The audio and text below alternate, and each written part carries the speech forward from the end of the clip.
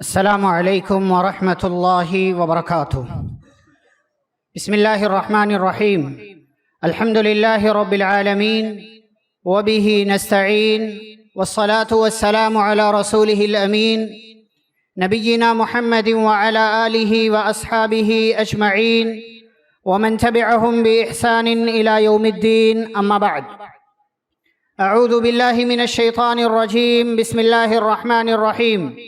فإذا قضيت الصلاة فانتشروا في الأرض وابتغوا من فضل الله واذكروا الله كثيرا لعلكم تفلحون۔ رب اشرح لي صدري ويسر لي أمري واحلل عقدة من لساني يفقهوا قولي، رب زدني علما۔ اللهم صل وسلم على نبينا محمد صلى الله عليه وسلم وبارك عليه۔ اسلام کا نظام تجارت کانفرنس کی اس پہلی نشست کے صدر فضیلت الشیخ استاذ محترم خالد جمیل مکی حفظہ اللہ، معزز علماء کرام، باہر سے تشریف لائے ہوئے مہمانان اعظام، محترم سامعین، حاضرین، اسلامی بھائیوں، بزرگوں، نوجوانوں، عزیز بچوں، پردہ نشین خواتین اسلام اور جدید وسائل کے ذریعے استفادہ کرنے والے محترم ناظرین اور سامعین، اس کانفرنس میں میرا موضوع خطاب ہے تجارت اور صحابہ کرام رضی اللہ عنہم اجمعین۔ اسلام نے، اللہ اور اس کے رسول صلی اللہ علیہ وسلم نے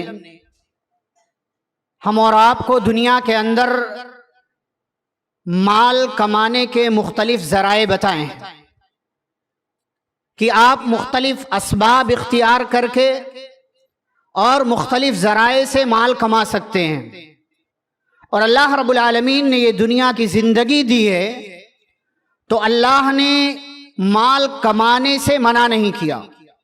اسی لیے پیارے نبی صلی اللہ علیہ وسلم کی بہترین اور جامع دعاؤں میں سے دعا ہے ربنا آتنا فی الدنیا حسنہ وفی الآخرۃ حسنہ وقنا عذاب النار۔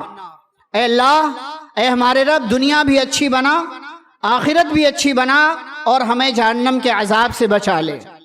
تو ہماری شریعت نے، اللہ رب العالمین نے مال کمانے کے مختلف ذرائع بتائے، جیسے زراعت ہے، کھیتی باڑی کرنا، مزدوری کرنا، جاب کرنا، جانوروں کو پالنا، اس کے ذریعے مال کمانا، اور اسی میں تجارت ہے جسے اللہ اور اس کے رسول صلی اللہ علیہ وسلم نے مشروع قرار دیا۔ چنانچہ اللہ رب العالمین فرماتا ہے وَأَحَلَّ اللَّهُ الْبَيْعَ، اللہ نے بیع کو حلال کیا، وَحَرَّمَ الرِّبَا، اور اللہ نے سود کو حرام کیا۔ سورۃ الجمعہ کی مشہور آیت ہے، اللہ فرماتے فَإِذَا قُضِيَتِ الصَّلَاةُ، جب نماز مکمل ہو جائے، فَانْتَشِرُوا فِي الْأَرْضِ وَابْتَغُوا مِنْ فَضْلِ اللَّهِ، تو زمین میں پھیل جاؤ اور اللہ کا فضل تلاش کرو، اللہ کی روزی تلاش کرو، اور دنیا گزارنے کے لیے مال کماؤ۔ ایسے ہی اللہ رب العالمین نے سورۃ النساء کی ایک آیت میں بیان فرمایا یا ایھا الذین آمنوا لا تأکلوا اموالکم بینکم بالباطل، اے ایمان والو، اپنا مال اور آپس میں ایک دوسرے کا مال باطل اور حرام طریقے سے مت کھاؤ، مت کماؤ۔ ہاں، تجارت جسے اللہ نے حلال قرار دیا ہے، اس کے ذریعے سے تمہیں مال کمانا چاہیے اور مال حاصل کرنا چاہیے۔ تو ہماری شریعت نے ہمیں تجارت کی اجازت دی ہے، لیکن یہ تجارت اسلامی قوانین کی، اسلامی اصول کی روشنی میں ہونا چاہیے، اور اگر اسلامی قوانین اصول سے ہٹ کر کے اگر کوئی انسان تجارت کرتا ہے تو ایسی تجارت شریعت کی نظر میں معتبر نہیں ہے۔ الا ان تکون تجارتا عن تراض منکم ولا تقتلوا انفسکم، اللہ نے اس لیے آگے کہا تجارت کرو، اور اس کے لیے اگر حرام طریقہ اختیار کرتے ہو تو گویا کہ یہ درست نہیں ہے، تم اپنے آپ کو قتل کر رہے ہو، ہلاک کر رہے ہو، برباد کر رہے ہو۔ تجارت کی اہمیت کیا ہے؟ چند ایک باتیں میں آپ کے سامنے عرض کروں۔ قرآن و حدیث میں اللہ اور اس کے رسول صلی اللہ علیہ وسلم نے اس کی جانب خصوصی توجہ دلائی ہے۔ قرآن حدیث کے اندر، دلائل کے اندر تجارت کے بارے میں خصوصی تعلیمات ہیں، توجہ ہیں کہ مسلمانوں کو تجارت کرنا چاہیے، یہ پیشہ اختیار کرنا چاہیے۔ ایسے ہی آپ احادیث کی کتابیں اٹھا کر دیکھیں، باقاعدہ کتاب البیوع کے نام سے چیپٹر ہے اور اس کے اندر احادیث ہیں مختلف پیارے نبی صلی اللہ علیہ وسلم کی. ایسے ہی آپ صلی اللہ علیہ وسلم نے تجارت کی باریکیوں سے ایک ایک مسئلے کے تعلق سے ہم اور آپ کو آگاہ کر دیا ہے کہ فلاں ٹائپ کی فلاں قسم کی آپ تجارت کرنا چاہتے ہیں کیسے کرنا. اس کانفرنس میں انشاءاللہ آپ اس کے مختلف مسائل کو سنیں گے اور جانیں گے, اس کے اصول سے آپ کو آگاہی حاصل ہوگی اور آپ کو خبر دی جائے گی. تو تجارت کے مسائل کی باریکیوں سے اللہ رب العالمین نے ہم اور آپ کو آگاہ کیا ہے. یہ بات تجارت کی اہمیت کے حوالے سے ہوئی. اب ایک بندہ اگر تجارت کرتا ہے تو تجارت کرنے کی کیا فضیلت ہے, اس سلسلے میں آپ دیکھیں اللہ نے سورۃ المزمل میں تجارت کو جہاد کے ساتھ جوڑا ہے. وآخرون یضربون فی الارض یبتغون من فضل اللہ وآخرون یقاتلون فی سبیل اللہ. وہ بندے جو تجارت کر کے اللہ کا فضل تلاش کرتے ہیں, اللہ نے ایسے لوگوں کی بھی تعریف کی ہے. اور وہ لوگ جو اللہ کے دین کو بلند کرنے کے لیے میدان جنگ میں ہوتے ہیں, اللہ نے ایسے لوگوں کی بھی تعریف کی ہے اور دونوں کا ایک ساتھ تذکرہ کیا ہے. اور آپ دیکھیں پیارے نبی صلی اللہ علیہ وسلم نے تجارت کیا, آپ نے تجارت کے پیشے کو اختیار کیا ہے. اما خدیجہ رضی اللہ تعالی عنہا کا مال آپ تجارت کی غرض سے لے کر کے گئے اور اما خدیجہ رضی اللہ تعالی عنہا کو اتنا منافع حاصل ہوا کہ اس سے پہلے وہ منافع ان کی تجارت میں نظر نہیں آیا. یہ پیارے نبی صلی اللہ علیہ وسلم نے پیشہ اختیار کیا اور صحابہ کرام کی ایک بڑی تعداد نے تجارت کا پیشہ اختیار کیا ہے, جو ہمارے موضوع کا دوسرا حصہ ہے.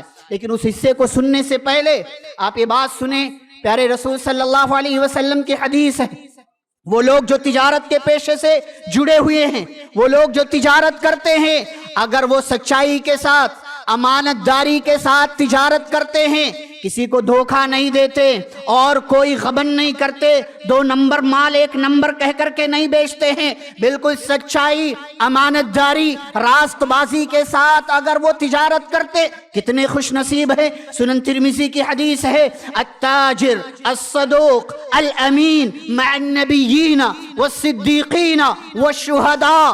ایسا تاجر جو سچائی کے ساتھ تجارت کرتا ہے, ایسا تاجر جو امانت داری کے ساتھ تجارت کرتا ہے, کسی کو دھوکہ نہیں, غش نہیں, تدلیس نہیں اور دھوکہ دڑی والا معاملہ نہیں ہے. فرماتے پیارے نبی صلی اللہ علیہ وسلم, سبحان اللہ سبحان اللہ, تجارت کرنے والے اپنی قسمت پر رشک کریں اگر امانت داری اور سچائی کے ساتھ تجارت کرتے ہیں. فرمایا نبی کائنات صلی اللہ علیہ وسلم نے, مع النبیین, ایسا تاجر نبیوں کے ساتھ ہوگا, والصدیقین, ایسا تاجر سچے لوگوں کے ساتھ ہوگا, والشہداء, اور ایسا تاجر شہید لوگوں کے ساتھ ہوگا. یہ تاجر کی فضیلت ہے, یہ تجارت کرنے والے کی فضیلت ہے. میرے بھائیو, تجارت کے حوالے سے بنیادی باتیں آپ نے سنی. اب آئیے موضوع کے دوسرے حصے کی طرف چلتے ہیں کہ صحابہ کرام نے کیسی تجارت کی اور صحابہ کرام کے درمیان کتنے بڑے بڑے تاجر اور کس پائے کے تاجر موجود تھے. پیارے نبی صلی اللہ علیہ وسلم مدینے میں آئے. مدینے میں آنے سے پہلے مکے میں بھی صحابہ تجارت کیا کرتے تھے, لیکن آپ صلی اللہ علیہ وسلم جب مدینہ پہنچے تو مدینے کی پوری مارکیٹ پر یہودیوں کا قبضہ تھا. پوری مارکیٹ پر ہولڈ تھا یہودیوں کا, پوری مارکیٹ پر چھائے ہوئے تھے. مال کمانے کے جتنے ذرائع تھے سارے ذرائع پر تقریباً یہودیوں کا قبضہ اور ہولڈ تھا. بنو نذیر, بنو قریظہ, بنو قینقاع, یہودیوں کے 3 قبیلے مدینے کے اندر تھے. پیارے نبی صلی اللہ علیہ وسلم نے تجارت کے اصول وضع کیے, قوانین وضع کیے, صحابہ کرام کو تعلیم دی, صحابہ کرام کو قوانین بتائے, اصول بتائے. صحابہ نے تجارت کرنا شروع کیا اور صرف 5 سال کا عرصہ گزرا, صرف 5 سال کا. وہ یہودیوں کے قبیلے جو مدینے کی پوری مارکیٹ پر قبضہ جمع کر کے بیٹھے تھے, اور آپ اپنی زبان میں کہہ لے کنڈلی مار کے بیٹھے تھے, صرف 5 سال کے عرصے میں مدینے کو یہودیوں سے خالی کروایا گیا اور مدینے کی پوری مارکیٹ پر مسلمانوں کا اور صحابہ کرام کا قبضہ ہو گیا. کیسے کیا انہوں نے؟ کس طریقے سے کیا؟ امانت داری کے ساتھ تجارت کر کے، سچائی کے ساتھ تجارت کر کے، کسی کو دھوکہ نہیں دیا۔ اور اگر کسی نے دھوکہ دینے کی کوشش کی، نبی صلی اللہ علیہ وسلم بحیثیت لیڈر، قائد، مدینے کی مارکیٹ میں چل رہے ہیں، گردش کر رہے ہیں، ایک بندے کے تعلق سے کچھ بات آپ کو نظر آئی، آپ نے اس کے سامان میں ہاتھ ڈالا، آپ کو کچھ تری محسوس ہوئی، آپ نے پوچھا یہ کیا ہے؟ کہا پیارے نبی صلی اللہ علیہ وسلم، بارش کے پانی نے اس کو بھگو دیا، میں نے سوکھا اور تر مال اکٹھا کر دیا۔ پیارے نبی نے فرمایا تم نے ان دونوں کو الگ کر کے کیوں نہیں رکھا؟ من غشنا فلیس منا، جو دھوکہ دے وہ ہم میں سے نہیں ہے۔ سبحان اللہ، یہ ہوتی ہے تجارت۔ پیارے نبی صلی اللہ علیہ وسلم نے صحابہ کی قدم قدم پر رہنمائی کی، اور اسی رہنمائی کے نتیجے میں صرف 5 سال میں مدینے کی مارکیٹ اور بازار پر صحابہ کرام کا قبضہ ہو گیا۔ اب دیکھیں، صحابہ کرام مدینے کے اندر آئے، سب سے بڑے صحابی حضرت ابو بکر صدیق رضی اللہ عنہ کپڑوں کا کاروبار کرتے تھے، کپڑوں کی تجارت کرتے تھے، بہت مالدار تھے حضرت ابو بکر صدیق رضی اللہ عنہ۔ آپ یہ نہ سمجھیں کہ صرف عثمان غنی رضی اللہ عنہ مالدار، صرف عبد الرحمن بن عوف رضی اللہ عنہ مالدار، ابو بکر صدیق رضی اللہ تعالی عنہ مالدار صحابہ میں سے ایک ہیں، اور مدینے میں آ کر کے نہیں، مکے سے حضرت ابو بکر صدیق رضی اللہ عنہ مالدار، مکے سے مالدار ہیں۔ کپڑوں کا کاروبار تھا، اور مدینے میں سخ نام کا غالباً ایک علاقہ تھا، اس علاقے میں ان کا باقاعدہ ایک گودام اور کارخانہ تھا جس میں وہ کپڑوں کی تجارت کیا کرتے تھے اور کام ہوا کرتا تھا۔ آپ حضرت عمر رضی اللہ تعالیٰ عنہ کو دیکھیں، وہ بھی کاروبار اور تجارت کیا کرتے تھے۔ عثمان غنی رضی اللہ عنہ کے بارے میں کون نہیں جانتا؟ عثمان غنی رضی اللہ عنہ مدینے کے مالدار صحابہ میں سے اور بڑے تاجروں میں سے ایک ہے کہ باہر سے ان کا مال ہزاروں کی تعداد میں اونٹوں پر لد لد کر کے آیا کرتا تھا۔ عبد الرحمن بن عوف رضی اللہ تعالیٰ عنہ، آپ جانتے ہیں پیارے نبی صلی اللہ علیہ وسلم کے صحابہ مدینے میں آئے، آپ صلی اللہ علیہ وسلم نے مہاجرین اور انصار کے درمیان بھائی چارہ کرایا۔ حضرت عبد الرحمن بن عوف مہاجر صحابی ہیں، مدینے کے اندر ایک صحابی ہیں حضرت سعد بن ربیع رضی اللہ تعالیٰ عنہ۔ نبی صلی اللہ علیہ وسلم نے عبد الرحمن بن عوف رضی اللہ عنہ کو انصاری صحابی حضرت سعد بن ربیع کا بھائی بنا دیا۔ سعد بن ربیع کون ہیں؟ انصاری صحابہ میں مدینے کے مسلمانوں میں سب سے مالدار صحابی حضرت سعد بن ربیع رضی اللہ تعالیٰ عنہ۔ اور عبد الرحمن بن عوف کون ہیں؟ مکے سے ہجرت کر کے آئے ہیں، نہ مال ہے، نہ پیسہ ہے، نہ درہم و دینار ہے، محتاج ہیں، ضرورت مند ہیں۔ نبی نے بھائی چارے کا رشتہ قائم کروا دیا۔ سعد بن ربیع نے کہا عبد الرحمن، یہ میرا گھر ہے، یہ میری کھیتیاں ہیں، یہ میری 2 بیویاں ہیں، آدھا آدھا سب تمہارا ہے، جو بیوی پسند آئے طلاق دے دو، عدت گزارنے کے بعد اس سے نکاح کر لینا۔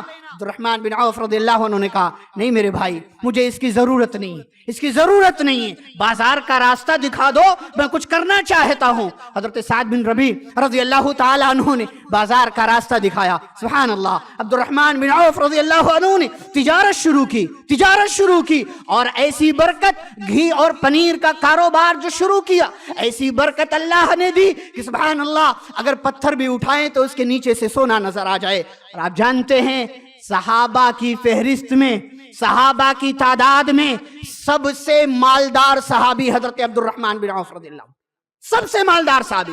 دنیا جانتی ہے عثمان غنی رضی اللہ تعالیٰ عنہ سب سے مالدار صحابی، ٹھیک ہے مالدار تھے، لیکن عبد الرحمن بن عوف رضی اللہ عنہ تجارت کی برکت سے اتنا مال اللہ نے دیا کہ صحابہ میں سب سے بڑے اور سب سے زیادہ مال والے صحابی حضرت عبد الرحمن بن عوف رضی اللہ عنہ بن گئے۔ طلحہ بن عبید اللہ عشرہ مبشرہ میں سے رضی اللہ تعالیٰ عنہ، یہ بھی کپڑوں کے تاجر تھے۔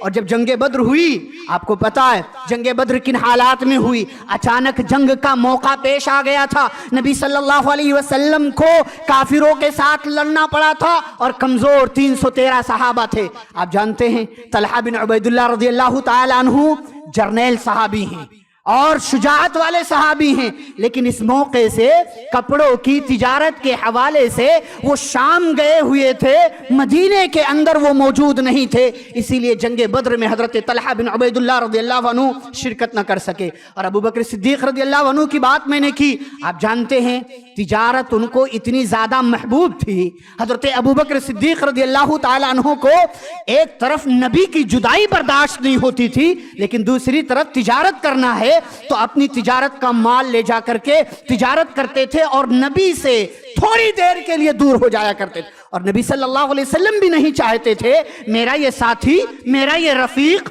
مجھ سے جدا ہو، دور جائے، لیکن تجارت کی وجہ سے آپ صلی اللہ علیہ وسلم ان کو منع نہیں کرتے تھے اور وہ تجارت کے لیے چلے جایا کرتے تھے۔ ایسے ہی میرے بھائیوں، مدینے کے اندر صحابہ کپڑوں کے علاوہ خوشبو کا کاروبار کرتے تھے، خوشبو کا کاروبار کرتے تھے۔ حضرت عباس رضی اللہ تعالیٰ عنہ نبی صلی اللہ علیہ وسلم کے چچا یمن جاتے تھے اور یمن سے عطر اور خوشبو لایا کرتے تھے، اور خاص طور سے حج کے موسم میں اسے بیچا کرتے تھے، کیونکہ حج کے موسم میں باہر سے لوگ آتے تھے، پوری بھیڑ ہوتی تھی، مکے کے اندر جا کر کے اس کا کاروبار کیا کرتے تھے۔ اور ابو سفیان بن حرب رضی اللہ تعالیٰ عنہ، حضرت معاویہ رضی اللہ تعالیٰ عنہ کے ابا تیل اور چمڑے کا کاروبار کیا کرتے تھے، تیل اور چمڑے کا کاروبار کیا کرتے تھے۔ عبد الرحمن بن عوف رضی اللہ تعالیٰ عنہ کے بارے میں آتا ہے کہ ان کا قافلہ تجارت کا اتنی بڑی تعداد میں آیا کرتا تھا کہ جب مدینے میں ان کا قافلہ تجارت کا پہنچتا تھا تو مدینے والے شور مچایا کرتے تھے، اور لوگوں کے شور سے مدینہ گونج جایا کرتا تھا۔ لوگ سمجھ جاتے تھے کہ آج ہمیں یہ معلوم ہو گیا کہ عبد الرحمن بن عوف رضی اللہ تعالیٰ عنہ کا تجارت کا قافلہ مدینے کے اندر آیا ہوا ہے۔ یہ آپ کو میں نے نمونے کے طور پر چند مثالیں ذکر کی ہیں، ان مثالوں کے ذریعے آپ سمجھ سکتے ہیں۔ اور آپ کو ایک بات بتاؤں، عشرہ مبشرہ ہمارے ہاں کیا لوگ سمجھتے ہیں؟ ہمارے ہاں لوگ سمجھتے ہیں بھائی نہیں، مالدار نہیں، بھائی انسان اگر کوئی عبادت کرنے والا اسے مالدار نہیں ہونا چاہیے۔ بھائی ہمارے ہاں لوگ سمجھتے ہیں نیک وہ ہے جو پھٹا پرانا پہن کر رہے، کٹیا میں رہے، جھوپڑی میں رہے، پیوند لگے ہوئے کپڑے پہنے۔ نہیں میرے بھائیوں، عشرہ مبشرہ ٹاپ 10 وہ خوش نصیب صحابہ جنہیں جنت کی خوشخبری ملی، ان میں سے اکثر صحابہ مالدار تھے، اکثر، بلکہ میں اگر کہوں کہ سب کے سب مالدار تھے، ایک آدھ کو چھوڑ کر کے سارے کے سارے صحابہ مالدار تھے۔ اور ان مالداروں میں اکثر وہ تھے جو تجارت کرنے والے تھے۔ حضرت زبیر بن عوام رضی اللہ تعالیٰ عنہ شروع میں کچھ نہیں تھا، بعد میں تجارت کرنا شروع کیا۔ لوگ ان کے پاس پیسے رکھتے تھے، اسے قرض کے طور پر لیتے تھے اور اس مال کو وہ تجارت میں لگا دیتے، زمینیں خریدتے تھے۔ اتنی زیادہ زمینیں، اتنا مال ان کے پاس ہو گیا کہ جب ان کی وفات کا وقت قریب آیا یا ان کی وفات ہو گئی تو ان کی جائیداد گننے والے لوگ جب گننے لگے، شمار کرنے لگے، سونے اور چاندی کے سکوں کو گننے والوں کے ہاتھوں میں چھالے پڑ گئے، اتنے زیادہ مالدار حضرت زبیر بن عوام رضی اللہ تعالیٰ عنہ۔ تو میرے بھائیوں اور بزرگوں، یہ کانفرنس جو کی جا رہی ہے اور اس کے ذریعے جو آپ کو پیغام دیا جا رہا ہے وہ یہ کہ آپ کوشش کریں کہ آپ حلال کمائیں، حلال مال حاصل کریں، اور حلال مال کمانے کا ایک ذریعہ جو ہماری شریعت نے ہمیں دیا ہے، بتایا ہے، وہ تجارت کرنا ہے۔ اگر آپ تجارت کر سکتے ہیں ضرور اس میدان میں آئیں، اللہ رب العالمین آپ کو برکتوں سے نوازے گا۔ شرط یہ ہے کہ آپ اسلامی اصول کو، تجارت کے جو اصول ہیں، جو قوانین ہیں، جو نظام شریعت نے دیا ہے، اس کے مطابق آپ تجارت کریں، جیسا کہ صحابہ کرام نے کیا۔ اور جب اسلامی قوانین کی روشنی میں تجارت ہوتی ہے، اللہ برکتیں دیتا ہے، اللہ کاروبار بڑھاتا ہے، نقصان سے بچاتا ہے، اور مال اتنا بڑھتا ہے کہ پھر آپ اس کو کاؤنٹ بھی نہیں کر پاتے ہیں کہ اللہ نے آپ کو کتنے مال سے نوازا ہے۔ میرا وقت ختم ہوا چاہتا ہے، میں آپ کے سامنے بس یہی چند باتیں ابتدائی طور پر تمہید کے طور پر ذکر کرنے کے لیے حاضر ہوا ہوں۔ بس خلاصہ یہ ہے کہ ہم اور آپ صحابہ کرام کے نقش قدم پر چلیں، ان کے منہج کو فالو کریں، پیارے نبی صلی اللہ علیہ وسلم کی تعلیمات کو اپنی زندگی میں نافذ اور شامل کرنے کی کوشش کریں۔ اللہ رب العالمین ہم سبھی کو پیارے نبی صلی اللہ علیہ وسلم کی تعلیمات کی روشنی میں زندگی گزارنے کی توفیق عطا فرمائے، اور آپ نے تجارت کے جو اصول، قوانین، جو تعلیمات بتائی ہیں، ہم سب کو ان قوانین اور تعلیمات کو اپنانے اور اسی کے مطابق تجارت کرنے اور مال کمانے کی توفیق عطا فرمائے۔ جب تک اللہ دنیا میں زندہ رکھے، اسلام اور ایمان پر زندہ رکھے، خاتمہ ہو تو خاتمہ بالخیر ہو۔ وصلی اللہ تعالی علی نبینا محمد وعلی آلہ واصحابہ اجمعین۔ ربنا تقبل منا انک انت السمیع العلیم۔ والسلام علیکم ورحمۃ اللہ وبرکاتہ۔